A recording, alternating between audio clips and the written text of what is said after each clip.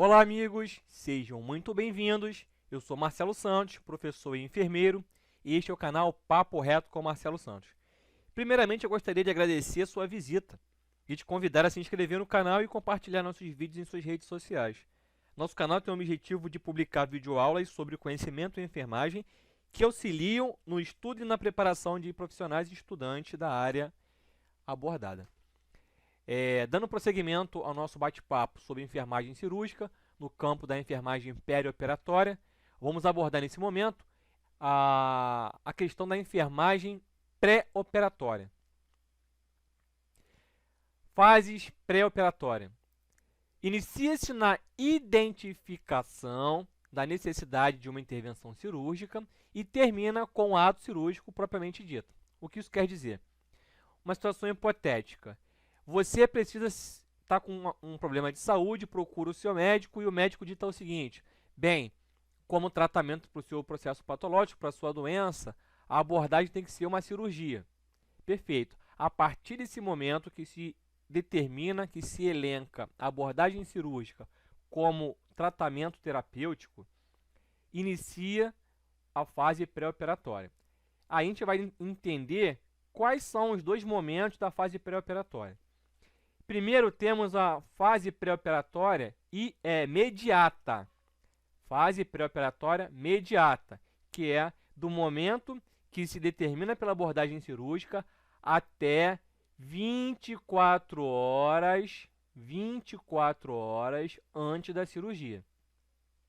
E a fase pré-operatória imediata. Ela representa a véspera da cirurgia, as 24 horas iniciais que precedem a intervenção cirúrgica. Então, fase pré-operatória pode ser imediata ou imediata. É uma questão importante, atentem-se para isso. E quais são os cuidados de enfermagem que são desenvolvidos, que são praticados na fase pré-operatória? Então, vamos agora listar para vocês, debater um pouquinho sobre esses cuidados na fase pré-operatória. Primeiramente, orientação do paciente. Ela é extremamente importante. Por quê? É um componente vital da experiência cirúrgica. Pode ser realizado através de conversas, discussão, recursos audiovisuais, demonstrações, entre outros. Nesse momento aqui, vai se debater com o cliente, tentar explicá-lo qual vai ser a abordagem cirúrgica, quais são as repercussões, quais possíveis contraindicações ou reações que a abordagem pode ter na perspectiva positiva ou negativa. A orientação ao paciente ajuda a compreender o procedimento e diminuir a ansiedade. Então você coloca ali de maneira aberta, numa abordagem e num vocabulário acessível para a compreensão do cliente, o que vai acontecer durante a cirurgia, de modo a ajudá-lo a entender o que vai acontecer e a diminuir uma possível ansiedade da intervenção cirúrgica. Auxilia também na promoção da recuperação plena após o pós-operatório e anestesia. Ou seja, você vai orientar o cliente, você vai oferecer algumas instruções, alguns conselhos, algumas prescrições de cuidado, de autocuidado, que venham favorecer a recuperação após o pós-operatório e o processo anestésico também. Então, esses itens da orientação ao paciente constituem uma atitude, um ato, uma ação de extrema importância no pré-operatório. Treinamento da respiração diafragmática. Então, o que é respiração diafragmática? Respiração no qual o diafragma, que é o principal músculo da respiração, achata-se durante a inspiração. Resulta em abaulamento da porção superior do abdômen. Na expiração, os músculos abdominais e o diafragma relaxam. Quando você expira, há um relaxamento do diafragma. E é uma técnica de relaxamento. A respiração profunda que abre e preenche passagens de ar de pequeno calibre dos pulmões. Então, vai lá nos bronquíolos, eles vão abrindo e preenchendo com ar esses pequenos bronquíolos até chegar às áreas mais, ou melhor, menos, com menor passagem do pulmão, sendo vantajosa aos pacientes submetidos à anestesia geral ou que respiram de maneira superficial, após uma cirurgia devido à dor na incisão ou na manipulação de órgãos ou cavidade. Vamos explicar essa situação. Quando o paciente é submetido a um processo cirúrgico no qual tem uma abordagem a órgãos internos ou a região torácica ou abdominal, uma inspiração mais profunda, mais intensa, pode causar uma extensão da caixa torácica ou da estrutura abdominal, e fazendo com que haja uma pressão sobre a incisão cirúrgica. E isso geralmente, ou certamente, vai causar um quadro álgico no paciente, vai causar dor. E essa dor limita o processo respiratório. A partir daí, as respirações, associadas ao processo da respiração mais profunda com a dor, o indivíduo começa a respirar de maneira mais superficial. Ou seja, ele oferece menos ar atmosférico, obtido através da inspiração, ao pulmão.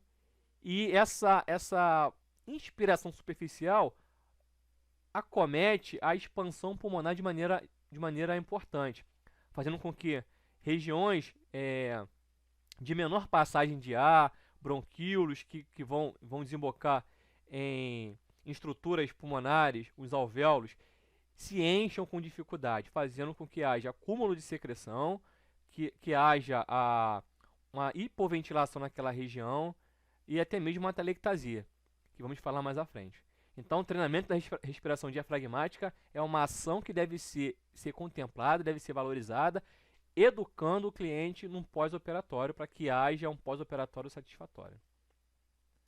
A respiração profunda reduz o risco pós-operatório de complicações respiratórias, como já falei, a atelectasia e a pneumonia. É muito importante esse treinamento.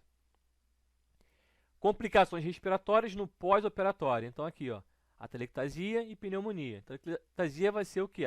O colabamento de estruturas pulmonares, dos alvéolos pulmonares. E a pneumonia é o acúmulo de conteúdo no pulmão que vai estar com presença de bactéria, meio de cultura e vai causar uma infecção no pulmão. Então, são duas situações de extrema gravidade e que uma orientação no pré-operatório ela repercute como um pós-operatório mais satisfatório. São questões que são cobradas em concursos públicos, então vocês prestem atenção nessas informações. Aqui para vocês a imagem, o indivíduo em decúbito dorsal, ele faz a inspiração, então ó, você vai ter a ação imediata ou mais importante do diafragma, fazendo com que haja o aumento da estrutura abdominal, porque está forçando o diafragma, então é importante. Espirometria de incentivo. Então, visa medir as inspirações profundas durante a realização de um esforço máximo. Então, o indivíduo ele vai inspirar, uma inspiração profunda. No momento, aqui vai existir uma bolinha aqui. Essa bolinha vai subir, esse espirômetro aqui. Então, você vai estar forçando uma inspiração maior. Nesse momento, você oferece o quê? O que nós falamos anteriormente. Uma respiração diafragmática de qualidade. Aqui tem as bolinhas, você vai inspirar e as bolinhas vão subir. A proposta é que as três fiquem no topo dessa estrutura, que é o espirômetro, e você vai assim condicionar ou educar, vai colaborar para que o cliente tenha uma inspiração de qualidade, profunda e que vá fazer com que o diafragma trabalhe de maneira adequada, preenchendo aquelas microestruturas pulmonares. Incentivo da tosse.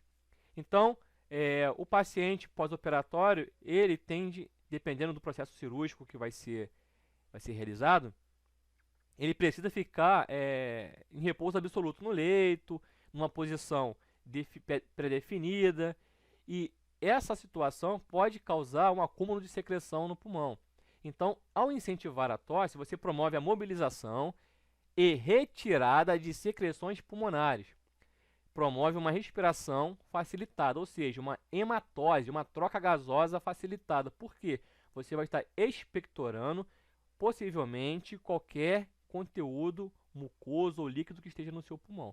Então, o incentivo à tosse vai mobilizar secreções, fazendo com que a hematose, a troca gasosa, se torne facilitada e de qualidade. Perfeito? Mobilização no leito.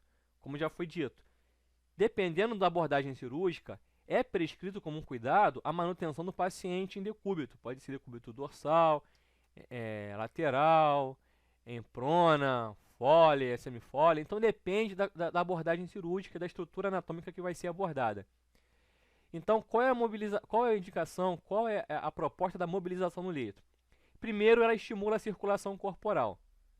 Incentiva uma respiração mais profunda, porque você diminui a pressão sobre as estruturas do pulmão e alivia as zonas de pressão, que podem vir desenvolver úlceras por pressão, dependendo se você não observar de maneira correta a mobilização no leito. Então aqui como exemplo, nós temos para vocês aqui um reloginho, e ele dita o seguinte, que a cada 2 horas você vai realizar a mudança de decúbito. A cada 2 horas você realiza a mudança de decúbito. Então, você inicia o plantão, situação hipotética, com o paciente em decúbito dorsal, após 2 horas, lateral esquerdo, após mais 2 horas, volta para o dorsal, 2 horas o direito, depois de 2 horas dorsal, lateral esquerdo, e passa o plantão, paciente em dorsal. Então isso é importante, para que você entenda a dinâmica, que áreas de proeminências ósseas, em contato com a pressão maior ou igual a 25 mm de mercúrio, num intervalo de tempo maior que 2 horas, pode fazer isquemia local, compressão de capilares, arteríolas e fazer uma hipoperfusão tecidual, que vai fazer com que haja sofrimento celular e morte da pele e dos seus anexos. Então é importante que você entenda que a mobilização no leito é muito importante, tanto numa situação clínica normal, quanto num pré-operatório, no pós-operatório. Então, mudança de decúbito é importante. Exercícios para membros inferiores. Então, qual o objetivo? Então, o exercício para membros inferiores tem como base a profilaxia de formação de trombose venosa profunda. Uma vez que o paciente já possua uma TVP, não é indicado você ficar fazendo mobilização, porque você pode desprender esse trombo e fazer um êmbolo que pode vir ocluir uma artéria pulmonar, uma artéria renal, uma esplênica, uma cerebral, uma coronariana. Então a gente tem que identificar. O paciente não tem TVP, é um paciente que não tem a TVP nesse momento. Melhora a circulação e o retorno venoso, previne a formação de trombos, de coágulos e aumenta o tônus muscular. Esses são os indicativos, são os benefícios que os exercícios para membros inferiores proporcionam ao nosso cliente. Então, preparo do sítio cirúrgico. Então a gente vai fazer o seguinte, a gente sabe que na nossa pele, nós temos, no nosso organismo como um todo, em 2013, só uma historinha rápida para vocês, o projeto Genoma, que tinha como objetivo mapear o DNA humano, ele fechou a seguinte informação, nós temos em torno de 10 trilhões de células no nosso corpo. Mas nosso organismo é um ecossistema. Além das 10 trilhões de células humanas que compõem a nossa estrutura corporal, nós temos 90 trilhões de outros micro-organismos que compõem o nosso ecossistema corporal. Então, o nosso corpo ele tem em torno de 10 trilhões, de 100 trilhões de células. Ou seja, 10 trilhões de células humanas e 90 de outros micro-organismos. Então, nós temos a microbiota transitória e a residente. Nesse momento do preparo do sítio cirúrgico, o nosso objetivo fim é reduzir a microbiota transitória, de modo a não fazer infecção do sítio cirúrgico, da incisão cirúrgica. Então, a antisepsia, lembrando que asepsia é limpeza, remoção de carga microbiana de objetos inanimados, de artigos, de superfícies, e a antisepsia é a remoção ou redução de carga microbiana de superfície viva, de superfície corporal. Tem que entender a dinâmica, a diferença entre asepsia e antisepsia. Então, a preparação do sítio cirúrgico tem como objetivo fim reduzir a carga microbiana transitória da pele. Perfeita? Então, a anatomia da pele. Então, nós temos aqui a epiderme, que é a camada mais externa, que é epi, acima. Temos a derme e o tecido subcutâneo. Então, no preparo do sítio cirúrgico, vamos fazer a remoção da carga microbiana da epiderme. Perfeito? Então, aqui temos a microbiota residente. Então, tem ela presente na pele, cavidade oral, na região urogenital, estômago, intestino, enfim. Então você tem lá uma carga de micro-organismos que residem no seu corpo. Em situações normais, onde o seu sistema imunológico esteja adequado, correspondendo de maneira correta, você não vai ter nenhum tipo de interação prejudicial dessa microbiota. Ela vive em você com uma simbiose. Ela extrai de você os nutrientes e você tira algumas vantagens da presença dela. E ela não te causam doenças, uma vez que a sua população esteja controlada. E temos a microbiota transitória. É aquele micro-organismo que está presente em superfícies, em artigos, e quando você toca, eles ficam presentes na sua mão, no seu uniforme, no artigo, no estetoscópio, no esfigmomanômetro, no termômetro. Então essa microbiota transitória, como o próprio nome já diz, ela vai transitar entre estruturas, entre artigos, entre partes físicas, entre partes corporais. Então o objetivo do preparo do sítio é você reduzir a carga microbiana transitória. Então vamos por definição, que é a preparação do sítio cirúrgico. Esse preparo envolve a limpeza da pele e, em alguns casos, a remoção dos pelos, pois ambos são reservatórios de micro-organismos. Então, a tricotomia ela é específica, falaremos mais à frente, em quais situações você vai utilizar a tricotomia dos pelos. A meta é reduzir a presença de microbiota transitória e residente, sem comprometer a integridade da pele. Ou seja, você vai reduzir a presença de microbiota no sítio, seja ela transitória ou residente, sem comprometer a integridade da pele. A redução da microbiota ajuda a prevenir as infecções das feridas pós-operatórias. Marcelo, qual o objetivo fim do preparo do sítio cirúrgico? Reduzir a microbiota e prevenir as infecções das feridas pós-operatórias. Esse é o objetivo. Aqui para vocês uma outra imagem da estrutura da pele, aqui do corpo. Aqui você tem a profundidade da incisão. Aqui você tem a superficial, que ela atinge até o tecido subcutâneo, a profunda até as camadas e fáscias musculares e até atingir os órgãos. Então são 3 profundidades específicas. Então, situação hipotética, você tem aqui, você faz um preparo do sítio de maneira inadequada, no momento que você vai fazer a incisão, possivelmente essa carga microbiana pode invadir o organismo e vir colonizar um órgão abordado, causando uma infecção do sítio cirúrgico e até mesmo um quadro de sepse. Então, para o preparo da pele, nós podemos ter como prescrição o banho com sabão bacteriostático, é o gluconato de clorexidina 2%, no dia da cirurgia. Então, clorexidina 2% é o preparo do banho do cliente no dia da cirurgia. Preparo da pele, então, a tricotomia. O que é preconizado é a tricotomia dos pelos até 2 horas antes do procedimento. Então vamos entender o porquê. A tricotomia provoca microlesões na pele que oferece uma porta de entrada para os micro-organismos patogênicos. Ou seja, no momento que você faz a tricotomia com a lâmina, você faz pequenas lesões na pele. E essas pequenas lesões, elas se tornam uma porta de entrada para os micro-organismos. Preconiza-se a substituição dos tricomizadores de lâmina por elétricos ou creme depilatório. Então você, ao invés de você utilizar lá aquele barbeador de lâmina, você utiliza um elétrico ou algum creme depilatório. Uma possível contraindicação do creme depilatório são as reações alérgicas que o cliente pode vir desenvolver. Aí aqui pra gente aqui a imagem, o tricomizador com lâmina, e o que é elencado como ideal seria a utilização do tricomizador elétrico. Então, prepara o gastrointestinal. Então, qual o objetivo de você colocar o paciente em dieta zero, um pré-operatório? Suspende-se os alimentos sólidos no intervalo de 8 a 10 horas antes do procedimento cirúrgico. Cirurgias pela manhã requerem dieta zero durante todo o período noturno. O objetivo fim de você implementar a suspensão total da dieta do paciente é você impedir que hajam resíduos alimentares do processo digestório, tanto no estômago quanto nas alças intestinais.